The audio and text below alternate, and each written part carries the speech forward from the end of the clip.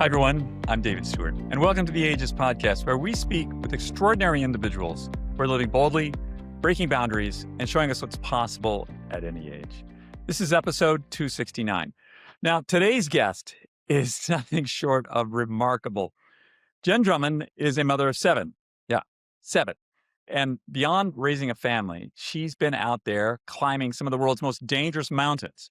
She climbed all seven of the second summits on seven different continents. And just to let you know what that means, the second summits are actually, most of them, harder than the highest mountains. And we're going to get into that. She survived a near fatal car crash in her 40s, which completely changed her outlook on everything.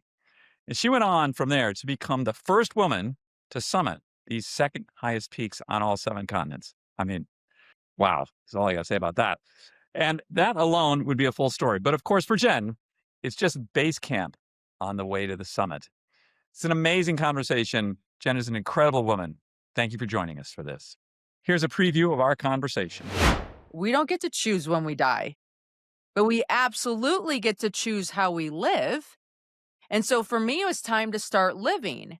And so I came to the conclusion that when it's my time to go, whether I'm walking the dog, driving the car, or climbing a mountain, it's my time to go. So I might as well do things that I love to do because that part I don't get to control. She talks about accountability as love and what it really means to choose your heart and the privilege of doing so, plus the deeply human side of navigating danger with seven little ones back at home waiting for you to come back. Jenn is a classic example of the it's not too late mindset and someone we can learn from when it comes to motivation and perspective. It's amazing the things we can do when we put our minds to it. This conversation left me feeling more aware, not just of risk and purpose, but how much agency we really have in shaping our lives, regardless of what phase we're in. As Jenn says, being kind to yourself makes you stronger. Think about that one. We'll talk to Jenn Drummond right after this brief word from our sponsors. You know, I've spent years talking about health, longevity, and optimizing how we live, but here's something we don't talk about enough: what we're cooking with. Most nonstick pans are still loaded with forever chemicals, stuff like Teflon and PFAs that can leach into your food and even the air in your home. Not great. That's why I've switched to Our Place. Their cookware is completely toxin-free, high performance, and ridiculously easy to clean. Their 4-piece cookware set replaces an entire cluttered stack of pots and pans, saving space and saving you $150 when you bundle. Plus, it comes in their signature gorgeous colors. I have the cast iron always pan in sage green, and it is beautiful. Upgrade your kitchen and cook with confidence. Head to FromOurPlace.com/ageist and use code ageist for 10% off site-wide. With a 100-day risk-free trial, why wouldn't you try it? Today's show is brought to you in part by Fatty 15, an incredible breakthrough in healthy aging. Fatty 15 is the first supplement to feature C15, a newly discovered essential fatty acid that helps repair and protect your cells as you age. Fatty 15 is on a mission to optimize your C15 levels to support your long-term health and wellness, especially as you get older. Get 15% off your 90-day starter kit at fatty15.com/ageist with code ageist at checkout. It's easy to forget about hydration as the seasons change. However, keeping your fluid intake up is key to maintaining your health and energy level during winter. Whether I'm on the mountain or in the city, LMNT Electrolytes give me the hydration boost that I need. Plus, their newest flavor and my favorite, lemonade salt, has become a permanent LMNT product. Try LMNT today by going to lmnt.com/ageist and receive a free 8-serving sample pack with any purchase. That's drinklmnt.com/ageist. Let's give Jenn a call right now. Hey, Jenn, wonderful to see you today. Thank you so much for letting me be here today. Absolutely. You know, before we talk about mountains and big mountains, I want to start back your life before 2018. Yeah. And then we can talk about what happened in 2018 and then what after that. Before 2018, what were your thoughts about limits, personal limits? You know, I tried to argue with them, I would say, on a regular basis in all things that I did. But I would say my life before 2018 was very much focused on what the world thought was success.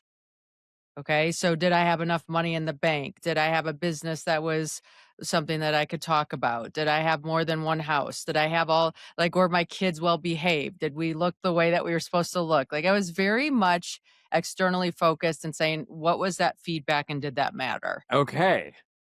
Now, something happened in 2018. Yes. Yes. So for me, I can say thankfully, because I'm alive today, I was driving home from a nearby town and I was paying attention to the side of the road, not the road. When my attention got pulled back to the road, I realized I was coming up hot on a semi truck, going slower than a snail. And so I went to get over and I didn't make it. My passenger side collided with the rear end of a trailer on a semi truck and I started flipping end over end, rolled a bunch of times sideways and ended up hanging upside down in the median. And externally during this accident, life was going super, super fast, like boom, boom, boom, boom, boom, boom, boom. But somehow internally, it felt like I had a lot of time and life was moving in slow motion and memories were flashing forward of things that I hadn't done yet or kind of regretted saying or relationships that I let die. I was negotiating with death during this point. Like, I promise I'll do something significant if you let me live. Like, please, I don't want to die yet. And probably the biggest realization I had, and I was actually mad about it in the moment, was no one was coming to tell death that I was a good human. Right? Like I'd done so many things where it's like, Jen runs a soccer team, or Jen teaches Sunday school, or Jen is the classroom mom, or Jen did all these things for me. None of that happened. I kept thinking I'd hear other voices of like, no, she's good. Keep her. She should stay alive. Da da da da da. No, it was me and me. And that was a huge shift for me after that accident. I'm thinking about rolling a car, what that must be like. But I mean, how does it, as you think back to this, what are the emotions you experience now thinking about that event? To me now looking at it, I'm like, how was I not scared? How was I coherent enough to be put your hands on the steering wheel, put your head on the headrest, pretend you're a drunk driver because those are the only people that survive in a car accident. And then also to have as many thoughts that flash through in this moment that I can distinctly remember. I remember watching my skis because they're in the back of the car fly through the sunroof, thinking, "God, I hope those don't hit somebody." Like, how do you have that awareness? And you just did. Yeah. Okay. So now you survived this terrible accident. How did your life change after that? My life changed after that because I realized all the people that I was giving my power to and I was looking for permission from were all going to die at the same time I was. And so all of a sudden it was like, why was I giving them more power than I was giving myself? Right. I mean, within 20 some years of my life. Right. Like, so the reality is like, I had been giving away so much of my power, waiting so much for permission and just trying to be the good girl. Like, who cares if you're the good girl? Like, be you. Right. And so for me, after that accident, probably to friends and family, like, this girl definitely changed because she's saying no more. She is not people pleasing. And all of a sudden, I was like recalibrating, thinking, man, if this life ends at any moment, and it could end next year, next month, next week, tomorrow, how I'm aligning myself and what I'm doing is changing 180% because I want to do things differently. I thought if I died at that moment, I never got to taste pasta in Italy. I never got to swim with a whale shark, right? I never got to do a whole bunch of things that I kept telling myself when my kids got older, I'd go do them. And all of a sudden, I had this sense of urgency that now's the time to do what you want to do. Okay. So I love this idea of like doing things that, you always wanted to do. But the thing that you did was you climbed the second highest mountain on all the continents. And some of those are really serious, serious places to be. Now, is this something that you've pre car crash? You thought to yourself, oh, I think this is something I want to do? No, not at all. This is what was crazy. So I survived this car accident. And I think, oh my gosh, I promised I would do something significant with my life. What does that even mean? Like, what is significant? I don't even know. Like, how do I do this thing? And so I thought, well, I'm pretty sure that if it's something I like, then that's going to send me down this path. but I don't even know what I like anymore because I lost myself in raising 7 children and I was eating leftover chicken nuggets and everything else. And so there wasn't a lot of space for me, even in my own life. And so I decided, okay, well, that's changing. Like, I'm supposed to be here living me. And if I don't live me, no one else is going to. And if I don't live me and my children are watching, like, this is what it means to be a mother, I don't want them to have that example. I want them to have an example of a mother who's living life, loving it, doing healthy things, enjoying herself. Because when they become parents, that's what I want for them. And so this like big thing in the back of my head was haunting me for a while. And I'm like, okay, well, the only way I'm going to make progress is if I start making a list of things that I want to see, do, and experience before I die. Because in making that list, I bet something's going to pop up. But me sitting here doing nothing isn't going to get me any closer. So I started making a list of everything, like everything. Oh, I want to see the penguins in Antarctica, and I want to read Atlas Shrugged, and I want to like all these things that you've been introduced to in your life that you're like, that book's way too thick. I'm not reading it anytime soon, but whatever. And so I started making this big list of museums I wanted to visit, books I wanted to read, countries I wanted to see, like experiences I wanted to have. We made macaroons in France a few months ago with my daughters because that was on the list. What I realized at the end of 2019, 2020, I was turning 40. I'm like, oh, like he's like launching this next decade of life. Like I should do something cool from my list for my birthday. And so on that list, I'm looking through things. I'm like, okay, what's going to get harder as I get older? I'm like, I should climb a mountain. That's only going to get harder. Like it's going to be easier to climb a mountain when you're 40 than it is when you're 60. And so that's how it started. It was, I'm going to climb a mountain. I asked friends like what mountain I should climb. My son challenged me to climb Everest. And then my coach challenged me with that 7-second summit quest, which I had never even slept in a tent before. What I find here is the escalation just fascinating. This is what happens when you have a family of 7 children and then like you share your goals out loud. Like everything gets crowdfunded, right? Like every idea is crowdfunded. So when one kid decides, hey, I think we should throw this thing down the staircase, the next kid will be like, I think we should ride in a cardboard box down the staircase.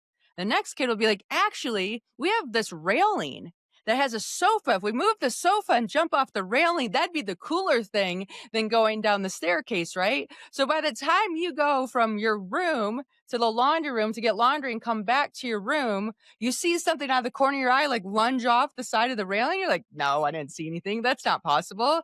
And then you see a human in the sofa giggling out loud and like, what just happened? Like, could someone rewind this a minute? I'm like, how did this escalate that fast? It was crowdfunded. And that's what happens. This is just like I know. one of the more unusual stories I've ever heard.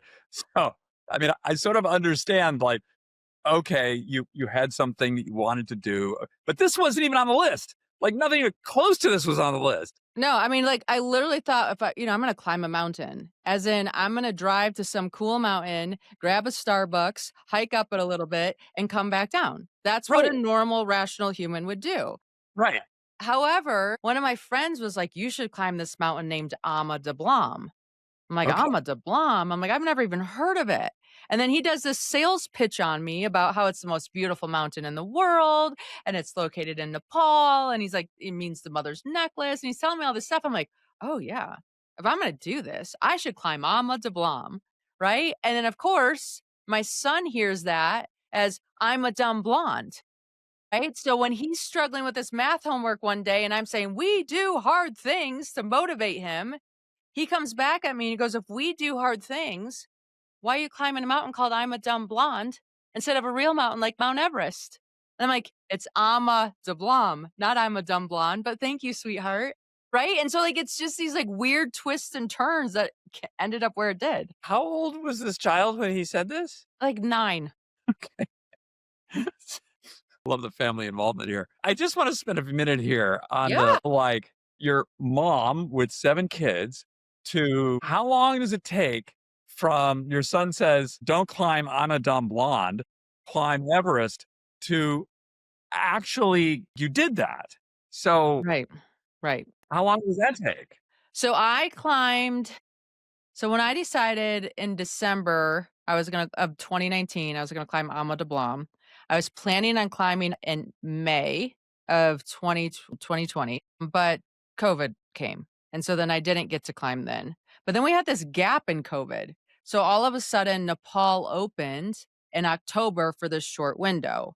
And so then when they opened, I'm like, well, we're going. Like, I'm going. Let's go. And so literally called my mom. My mom flew out, and the next day I flew to Nepal and started climbing that mountain. And we had been on aggressive standby for a while because they thought Nepal was going to open in October, at the beginning of October.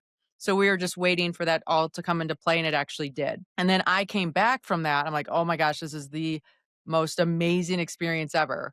I didn't know it wasn't normal because we got to climb Ama de Blanc all by ourselves.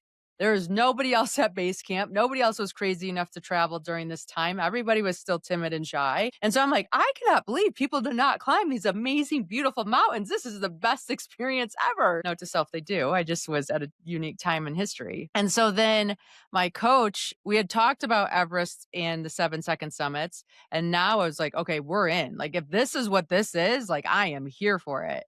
And so then the next country that opened was Chile. So then I went to Chile and climbed in the Atacama Desert, Ojos del Salado. And then again, the next country that opened was Kenya. So I'm like, okay, well, now I'm going to go climb Mount Kenya. And then I had already been on, like, I was on a waiting list to climb Everest, and they opened Everest in 2021. And so I was going to climb Everest because to climb K2, you have to climb Everest first. Because Everest is kind of the training ground for K2 because, one, it lets you see how your body does on the highest mountain in the world. Everest is this big, gentle giant that has a gradual incline, where K2 has a 60% grade most of the time. And if you want to change gloves or change a jacket, it's not the best mountain to just stop and try to figure out your equipment. And so we were testing all the equipment and the layering and how I would handle these different things on Everest. So And so wait, then, I just like the mountain, otherwise known as Ama de Blanc. How yes. high is that? It's like 22,000 something, I think. Okay, Maybe 23. that is Yeah, no, it's not somebody's first mountain, but it's how right. it worked for me, so there you go. Okay.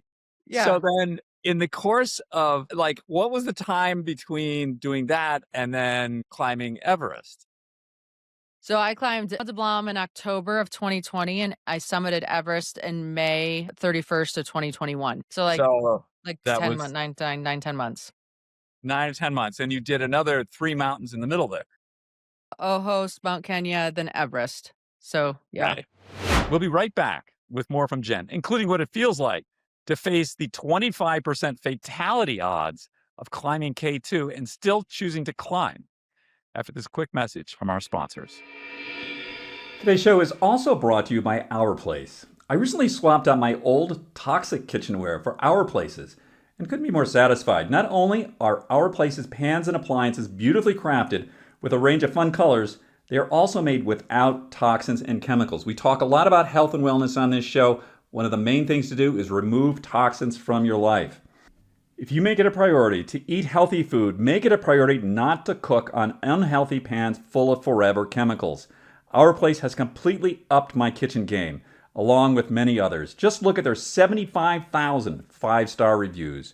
Go to FromOurPlace.com, that's FromOurPlace.com, and enter the code AGEIST at checkout.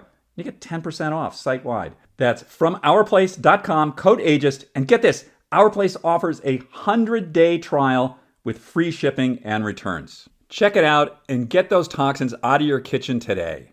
As someone who thinks a lot about aging, I've tried most everything, from cutting-edge tech to the simplest things like walking more and sleeping better. But what really caught my attention recently is something that feels quietly revolutionary. It's called Fatty 15. This isn't just another supplement. Fatty 15 is built around C15, a newly discovered essential fatty acid, the first to be found in over 90 years. That's right, discovered by Dr. Stephanie Venn Watson while working with aging dolphins in the US Navy. Dolphins, who knew they'd teach us so much about human health? What makes C15 remarkable is how it repairs and protects our cells, boosting energy, supporting sleep, cognitive function, and even smoothing out those stiff joints we start to notice more as we age. Based on over 100 studies, we now know that C15 strengthens our cells and is a key healthy aging nutrient, which helps to slow biological aging at the cellular level. In fact, when our cells don't have enough C15, they become fragile and age faster. When our cells age, our bodies age too. Fatty 15 is clean, 100% pure, vegan, and free from all the junk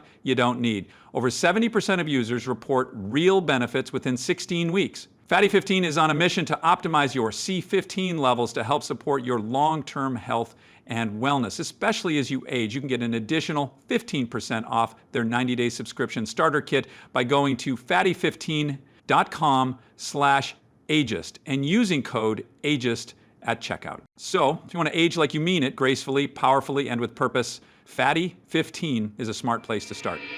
Okay. And so, like, it gets more and more insane. You used climbing Everest as a test lab. Yes. Because K2 is dangerous. Like K2, 25% of the people that climb K2 don't come home. Well, it's not like Everest is like a safe place. Well, safer. Yeah. Sure, yes. We hold on to those ers. People, okay. Yeah, so I think, so it's a 25% fatality rate on K2, not a 25% you're not going to make it to the top. It's just 25% you're going to die. Yes. At the time, it's gotten better. So that's good. Okay, so Yes. you got these 7 kids. So what does mom tell 7 kids? There's a 25% chance I'm going to die doing this thing. How do you, like, Yeah. So, the weird thing. So I had this weird relationship with the death now because the car accident, I should have died and didn't. Right. They rebuilt that accident every way to Sunday and they could not build a scenario where I lived, let alone walked away. Very close to that car accident, a dear friend of mine asked me to go running with her. And I said no because it was raining and I'm a fair weather runner. And so I wasn't going to go. And she's like, okay, fine. I'm going to go and I'll call you later on that day. And she did not call me later on that day. Her husband did because for some reason she slipped. She hit her head the wrong way and never got to come home. And so when I was metabolizing this crazy car wreck that I survived and her death doing something healthy, the only thing that I could come up with is we don't get to choose when we die, but we absolutely get to choose how we live. And so for me, it was time to start living. And so I came to the conclusion that when it's my time to go, whether I'm walking the dog, driving the car, or climbing a mountain, it's my time to go. So I might as well do things that I love to do because that part I don't get to control. that is so well said. Okay. So now, But I mean, I had tragedy, right? Like, so my K2 took 2 attempts. My first attempt on K2, I lost the teammate in an avalanche. And so, like, it's one thing to read about these statistics and know that they exist. It's another thing to live it and have it happen to somebody that close to you. And I just remember thinking, wow, like this can happen. And will it happen to me? And is it safe to go back? Like, I did not want to go back to K2 the second time because all of a sudden I'm playing odds again, like odds 50. I went once and I survived. Now I'm going again. Am I going to survive again? Is this the best move? And I just kept checking in with myself and I think, no, I'm good. I know what the snow's doing. I know what the weather's doing. I know what my team is doing. I know the decisions we're making. I can always turn around and come back. And so I always had that option because the win is coming home alive. And we had one of the best summit days they've ever had on K2. So I find this fascinating, especially there's like, I know people who do these sort of things. Yeah. And it's like, okay, you're probably going to die doing this. And like, they're like fine with it, but they don't have 7 kids. Yeah. Yeah. Yeah. No, the kids were like definitely, they added a factor to it. Before I would go on expedition, I would write them a letter or I would record a video for them so that if I did die, they had something to look at or read or try to understand what was going on in my mind at the time to make that decision. So it was a very morbid experience at one level because I couldn't deny the facts. And so I wasn't going to hide from them. I was going to face them. And I was going to talk through that. And the crazy thing is that I've been closer to death here in Utah than I have been on any mountain. Okay. And I hope that continues that way. And I have 3 more mountains to climb this year.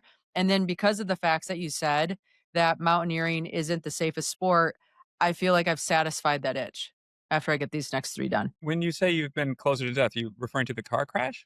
the car crash. And then one time, like just this silly little thing that we did, when you hit a red light and you have a whole bunch of people in the car. So you get out of the car and you run around the car and you get back into the car before the red light goes green. We did that. And like I was the first person. And when I came around the car from the back to the front, like I almost got hit by a car. It's not the safest game to play at a stoplight, just to let you know, but we did it. And so there's been like just a couple other experiences that have been these, my gosh, my life flashed in front of my face. I didn't really have that. We had one spot on Mount Logan where we were in a horrific storm. And my guide was like, let's put everything on. Let's write notes to our family. That's because if this storm rips this tent, we're done. Like they're not coming to get us until we're already too cold and we're done. That was probably the closest point I'd been on the mountain, but it wasn't, maybe it was a slow death that like vibe type. I don't know. It just wasn't as intense. So I want to get back to this intersection of motherhood of not 1, 2, 3, 4, 5, or 6, 7. 7. 7. 7. So that's a lot of little humans to manage. Has that impacted how you deal with, because, mountain climbing at that level, this is not a one person thing. This is like a whole operation to do this. Right. Do these two things inform each other? I guess is where I go. 100%. Like, so here's the beauty of having 7 children and you're climbing 7-second summits is every single one of those kids claimed a continent. Right? So I'm Antarctica and I'm Africa and I'm Australia and I'm all these things. So all of a sudden, if I didn't climb their mountain, I didn't love them. And let me tell you, they had a chorus of other children that would repeat that statement because mommy didn't climb your mountain. Right? And it was this whole thing. So it was the first time in my life that I realized accountability is love. Like when you put people in your life and they're accountable for you, like that is a genuine act of love. And so like having these little faces look at you and research the mountain with you and study it, that was the person that was the point of contact for that mountain. So when I was gone and I was texting one, that would be the one who got texted and they would tell the whole family of what was going on. Right. So it became this very bonding experience at some level. And then also it allowed me to turn around. I mean, I turned around on 3 mountains. I turned around on Mount Logan once, I turned around on K2 once, and I turned around in Indonesia once. And the reason why is because it just didn't feel right. I'm like, I know the mountain will be here. I need to go home. If it doesn't feel right, even if I'm wrong, I would rather be wrong on the side of caution than the side of error. Talk to me about this not feel right. I can't imagine there's a whole lot that like it. This is physically challenging, isn't it? I mean, it's like wildly uncomfortable, right? You're like, there's very little oxygen. You got this heavy stuff. You're like trudging up the snow. You got to stop every a few feet to try and breathe a little better. What about that feels right? Yeah, but that's like you get into this consistent motion, right? And so it's like, I don't know, there's that song, right? The clickety clack of the train on the track. It's got rhythm to spare, right? So when you're hiking, you're in this rhythm of everything and there's no noise, right? There's no stoplights. There's no just everything, color, no, I guess the best way to say it is noise. Like when I'm out in these environments, I have snow, I have rock, and I have sun. And then the other color is me. I don't have somebody saying you should do this or you should do that, or this is what this looks like, or this is that, or you go to the grocery store when you come back from one of these expeditions. The grocery store is the most stimulating place in the whole world. Every box is trying to get it to buy it, right? Like, I mean, it's fascinating. Or you're by stoplights again and you hear horns because someone's mad at somebody for not going fast enough. I have no idea, but you come back and life is loud. And so you get out there and you get used to this calm environment and it calms you down, even though you're doing this hard thing. And then you're paying attention to the environment and you're looking at how's that snow stacking? Where's the wind coming from? Where's the sun? What's happening here? And you just start paying attention to these like minutiae little details of what's going on. And when things start to feel this isn't adding up, you listen to it because you can hear yourself again. Like your intuition is so loud in those environments. Talk to me a little bit about the management of. So you have two large things you're managing. You have 7 children, and I think anytime you have more children than arms, it gets really Challenging. complicated. Yeah. And then the management of the team and all the Well, you have 2 teams, right? So you have one team that's running home and everything that's going on there. And like when you leave, there's a binder that is super thick and it's here's how somebody likes their sandwiches cut. Here, this one wants triangles, this one wants squares, this one goes to soccer, this one goes to ski practice. Like you have all these binders. Now, mind you, my parents are helping. My nanny that's been with us since the kids were born is there. So that makes a huge difference. We have tutors all the time. So it's not like mom's gone, now this person comes in.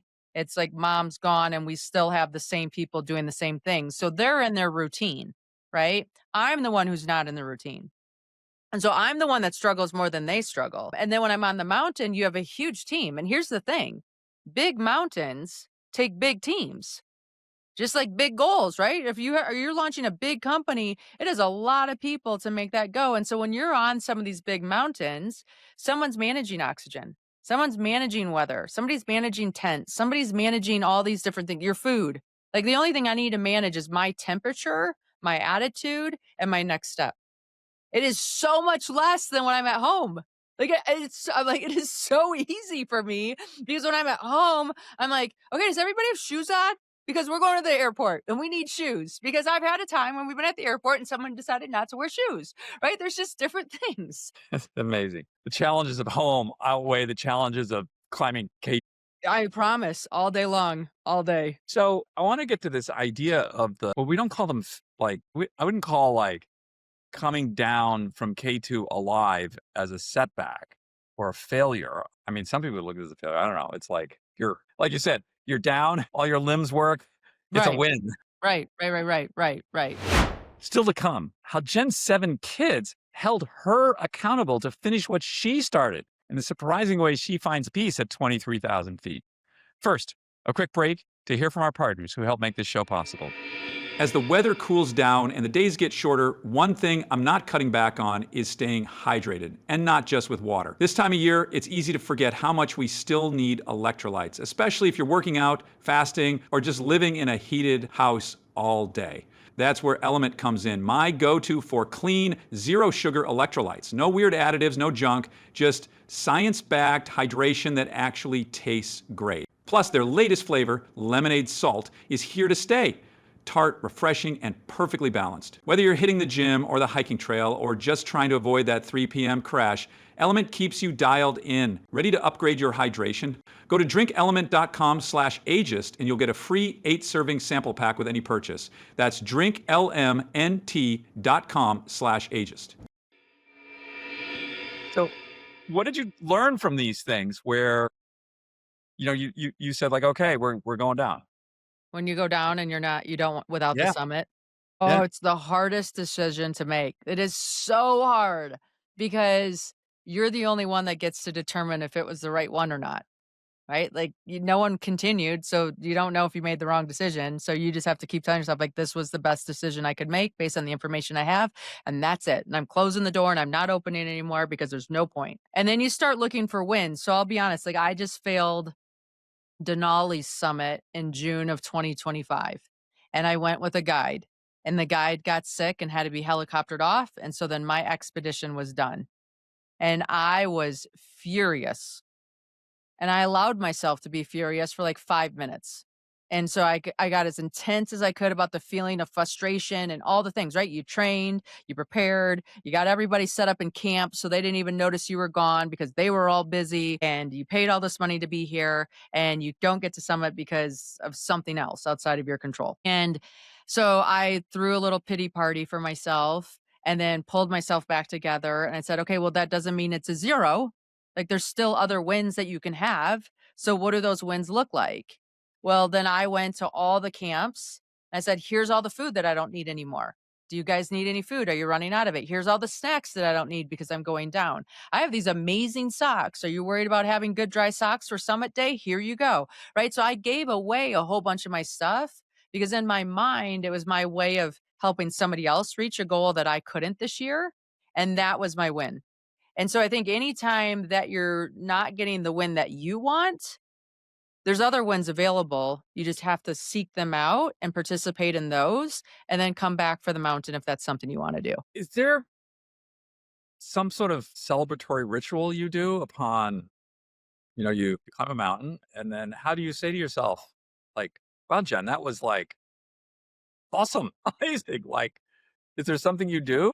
What happens when you climb the mountain is you did this really, really hard thing, and Yeah. you know it because there was 100 times you wanted to turn around and you didn't, right? Or, like, different things come up, and so then when you come home and you have your friend that's dealing with cancer, you're like, "At least I got to choose my hard." Like, how lucky am I that I got to pick my hard? And then you have these people around you that are going through hard times. Maybe their business took a dive, or maybe their relationship's struggling, or whatever else like that. You get to relate with them a little bit, and that helps me handle hard at home because I forced hard before. I love that idea that choosing your heart is a privilege. Yeah, truly is. I have a good friend of mine who's had triple organ transplant, right? This was like she was just diabetic and type 1, ongoing health issues. She died, many times. And in her late 50s, she had organ transplant. She was like, okay, I'm going to get fit. And she became a bodybuilder. I mean, she's all of like, 5'2" and 100 pounds. But she said, I like that I get to pick my hard because diabetes and all that other shit, that's also hard. Right. But I'm going to do this. I think that that's really, it's good to keep in mind because some people don't, we're lucky we get to choose our heart, but some Right. people don't get to choose it. Just so you own a record. You Yeah. are the first woman to climb the second summits on every continent. That's pretty boss. Kinda, right? Like, you kinda forget about it because everyday life doesn't really remind you that you did this cool thing. Everyday life reminds you that this morning, the kids still didn't get ready in time to hit the bus, so I had to drive them even though I had a discussion about it last night, like, "Hey, it's Monday. Do we have everything laid out? Are we ready to go?" And then this morning, "We're not." And so you're like, "It doesn't matter, like, life still happens." Like, you don't get excused from anything just because you did one cool thing. Climbing all these mountains or getting the kids on the bus, which is harder? Getting the Yeah, kids on getting the the bus. kids on the bus today proved to be harder, if I had to be honest with you, so there you have it. We have a lot of people here listen to this podcast and they think about this idea of reinvention or starting Yeah, again or it's too late, these sort of things. And I mean, you had this really, sort of dramatic white light event. But what do you say to people who are just out there sort of wondering, like, this maybe I'm not the person I used to be. I'm not sure who I'm supposed to become. I'm not sure what I'm supposed to. What yeah. do you say to them? I can only say what's worked for me, right? And what's worked for me is putting myself in new environments where I had no tentacles before, because then the old version of me can't try to pull me back. So I think of when in 15, I was 35 years old and moved 7 kids under the age of 8 to Park City, Utah, and I knew nobody. And everybody on the outside thought I was absolutely insane, and I can kinda look at that now and think I was insane, but at the time, there was 0 insanity feeling whatsoever. It was, "I wanna get to this new place, start this new life, I wanna ski, I wanna have a different access to different things, and start over." So it wasn't like you had these old habits or this old version of you that was like, "No, you can't do this." When I got into mountaineering, I had never done it. So I didn't know if I was good or bad, or like I was hitting like the markers that I should be hitting. I had no concept of that. So I wasn't holding myself back based on some belief that I had. And so for me, I think it's very helpful to get into new environments, maybe around new people, try new things, because that's all so much new that you get to test yourself, and your old self isn't there fighting for that space. The idea being that if you let the old self in too much, you sort of Self-destruct, like, I think your beliefs hold you tight, like, "No, this is how you do it. This is how you climb the corporate ladder. This is how you do whatever." And, like, all of my stuff has been from outside my industry or outside my realm of possibility or outside my knowledge base, so then I could just go at it without self-sabotaging. I mean, when I built my financial service business, like this, my idea was, oh, I'm going to break off on my own. I'm going to eventually get enough clients and then put the name on the corner of the building and have like the plant water lady come. And then I've had success, right? Like that was my thing. And then what happened is I had a client that was the CEO of a credit union. The credit union industry started to get into the investment service industry. And so then all of a sudden, I was building a business that was white labeling a program for a credit union to offer it. And I only learned about it because I went to a boat show that white labeled boat soap for their like a marina to be marketed. And so like it wasn't because I was in the financial service industry following that path. It's because I did something else. I was like, oh, that's a unique concept. Oh, we could apply that concept here and let's go. And so I think a lot of us, we're doing something too close to where we already are, that we're not giving ourselves the space to be able to explore and get curious about something new. As I tell people, if you want to do something new, you got to go out the door of the house. You got to get outside. You have to leave. You got to do the thing. You got to do the thing. Yeah. And you never know. You just never know where some conversation, some inspiration. This is not that I want to talk about AI, but this is something AI can't do that humans do. Right. Humans do lateral thinking. AI does convergent thinking. So we have that ability to we're inspired. We go to a boat show, we say, oh, they white labeled this. That's amazing. I wonder what that's like. Oh, I could do that in this totally other way. But the only way you know about that is you went to the boat show. Right. Right. Yeah. So what did you say? You got 3 more mountains to climb? Aren't you done with this? I do have a new project. It's called Project Climb Higher. And I will be the first and only woman to climb the highest and the second highest peak on each of the 7 continents. And the only reason why I'm doing it is because the seconds are harder than the first, right? But every single time I go somewhere to speak or talk about it, everybody always asks, why haven't you climbed the highest? I'm like, well, because they're harder. And everybody looks at you like, really? And so I'm going to be like, yeah, no, I've done them both. The seconds are harder. And now I'm the first woman to do both of them. So there we go. Conversation over. You know what? Our pain becomes our purpose. And it is so annoying that I'm not allowing it to be annoying anymore. Nothing like a little self-esteem challenge to take. I'm going to climb the first one's dead. What do you mean? You don't think I'm good enough? Right. Exactly. You want to fight? Let's go. That's really great. Some people are just wired that way. Some of us are right? You're going to do very well in your business and then you're going to have the itch to start another one and you just can't help yourself. Like the itch is there. You're going to scratch it and onward we go. No judgment. What do you think? You mentioned one of the reasons you're doing some of this anyway is to leave an example for your kids. So what's the takeaway you want those 7 kids to have from this, I'm going to call it the mountaineering phase? Yeah. I think adventure is so important for our soul. So I really want them to incorporate adventure into their lives, however that looks like for themselves. I mean, they've climbed Kilimanjaro with me. One of the climbs that we're going to go do in April is Mont Blanc, and 3 of the boys are training to be able to do that with me because it's safe enough for them to participate. And so I just think when you live this thing, you demonstrate this thing. And the beautiful thing about the mountaineering experience was it was a very visual pursuit while they were dealing with the same type of issues in their own lives. Like, I don't want to do homework. Well, guess what? I don't want to go hike up 100 steps right now either, but I have to because that's what's going to get me to the top of my goal. And this is going to get you to yours because you want to go to the next grade, right? So this is what it looks like. Or I don't want to eat healthy. I don't want to eat healthy either. So we really got to live life in parallel because they could see the things that I didn't want to do. And they're like, yeah, I don't want to do this either, but my mom's doing it. So I have to do it because it all is the same. And so I think that really changed our relationship. And then it also redefined what hard means. I mean, my twin daughters woke up this morning and they cold plunged and they're 13. I can't wait to see what that translates to later on in life, right? Where they're interested in this stuff. I don't have kids. I don't know much about kids, but Borrow mine. I got some. You can come borrow anytime. You can rent a kid. Yeah, rent a kid. This idea that if there's one thing, the responsibility of the parent is to teach the child sort of self-awareness and self-management and self-control. So at 13, if you can go into a cold plunge and be like, I'm okay, that's an enormous leg up. Because most people, they're just not comfortable enough with discomfort. So that's one of the things here about doing the sort of things you do. is you have to be comfortable with discomfort. You have to be like, this I mean, kind you're of looking for a sucks. 70%, right? Like if I'm 70%, I'm happy because even when you're climbing, you can't carry everything up the mountain because it's too heavy. So you have to be like, okay, am I willing to be cold for this amount of time because I don't want to carry the weight of that extra jacket? Okay, like where am I going to hit my 70%? If I can hit my 70%, I'm winning. I guess that's interesting. I guess it's this idea of, I mean, one of the things I find that, you see that adventure is essential in life. And, as we discussed earlier, like choosing your heart. And I think some of this is the people who have success, they tend to think the goal is comfort.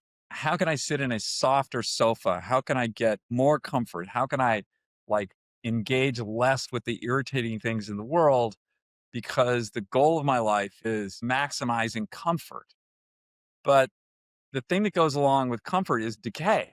Yeah, Like, I mean, I use the word aliveness, and part of aliveness is it's not comfortable. it's not comfortable. No. And that's No. the thing. Like you chase the mountains and I have three more left. There will be something that replaces the mountains. I just don't know what they are yet because I'm a junkie for who I become because I've completed the pursuit. Because here's what happens. Every mountain we try to climb, whether that's physical or metaphorical, that journey that that mountain takes us on is the gift because we get to discover ourselves in different ways and learn parts of ourselves that we would have not otherwise learned. And so for me, I know there's another thing because I love learning about who I am and how I respond to these environments and what triggers me and what doesn't. Do you meditate? Yes, I'm more I of a guess moving meditator than a sitting meditator. But yes.